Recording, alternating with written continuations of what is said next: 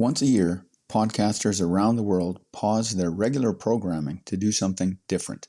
Not to promote themselves, but to shine a light on something that matters.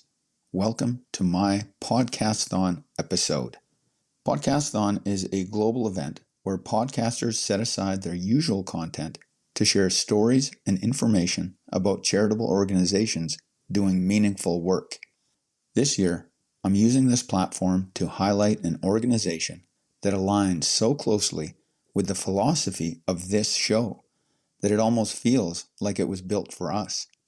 Let's explore my charity of choice, ParticipACTION, and what it could mean for your own fitness and personal development journey, even if you don't live in Canada. Hey there, it's me, Cor, and you're listening to Exercising Self-Control from Fitness to Flourishing. ParticipACTION is a Canadian charitable organization with a singular focus: getting people moving. Not in the gym membership, six-pack by summer sense, but in the deeper, more fundamental sense of reclaiming physical activity as a natural and necessary part of daily life. For decades, ParticipACTION has been one of Canada's most recognized voices on physical activity and sport participation. Their work spans research, public awareness, community programming, and advocacy, all aimed at reducing the barriers that keep Canadians sedentary and building the conditions that make movement accessible to everyone, regardless of age, ability, or postal code. They don't just talk about the importance of moving. They build the infrastructure, physical, social, and cultural, that makes it possible. On this show, we operate from a foundational belief.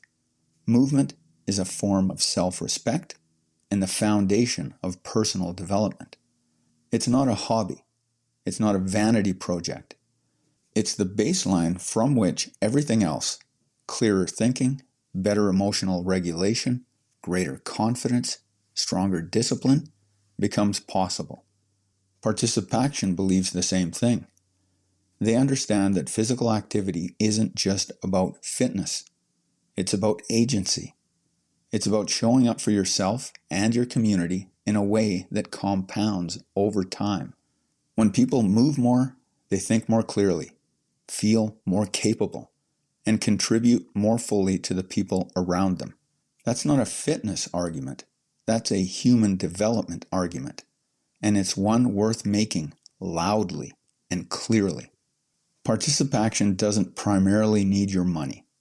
They need your participation. Here are 5 concrete ways to support their mission, starting today. 1. Join the ParticipACTION Community Challenge.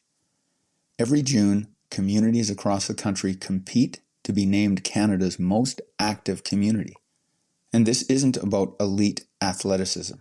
It's about everyday movement, walking, stretching, gardening, playing with your kids, taking the stairs, going for a bike ride.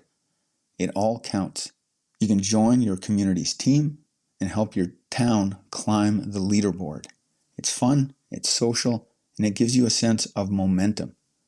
If you thrive on structure or accountability, this is the perfect entry point. 2. Support kids' activity programs. The habits formed in childhood shape the adults we become. ParticipACTION has programs specifically designed for children and youth, and they need schools and families to engage with them. Talk to your child's school. Share the resources. Encourage participation. The earlier movement becomes a normal part of a child's life, the more resilient that child becomes. 3. Start a micro-community.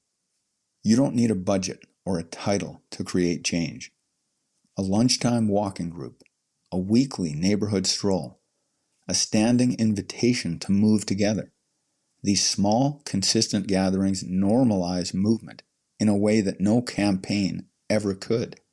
Culture is built one repeated behavior at a time, and you can start building it in your own circle today. 4. Advocate for active environments. Share ParticipACTION's research with people who need to see it. Write to your local counselor about active infrastructure. bike lanes, walking paths, accessible recreation facilities. Suggest walking meetings at work. Advocate for the kind of environments that make the active choice the easy choice.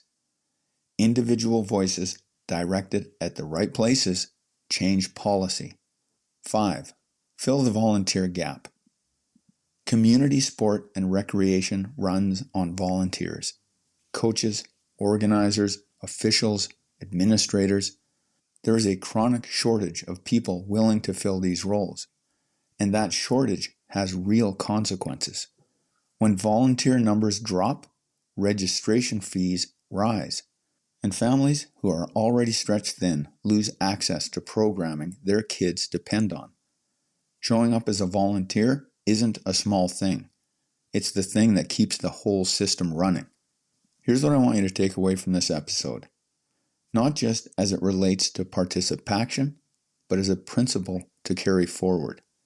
Every time you choose to move, you're making a statement about who you are and what you value. You're practicing the discipline of showing up. You're building the physical and psychological resilience that makes everything else in your life more manageable. And when you do that within a community, when you move alongside others, encourage others, create conditions for others to move, you multiply that effect in ways that are impossible to fully measure. ParticipACTION is building a more active, more resilient Canada. That's a goal worth supporting.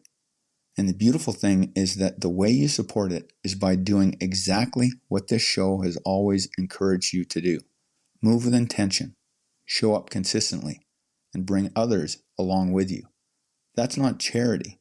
That's just living well, out loud, where others can see it. To learn more about ParticipACTION and find ways to get involved, visit ParticipACTION.com. That's it for today. Catch you next time.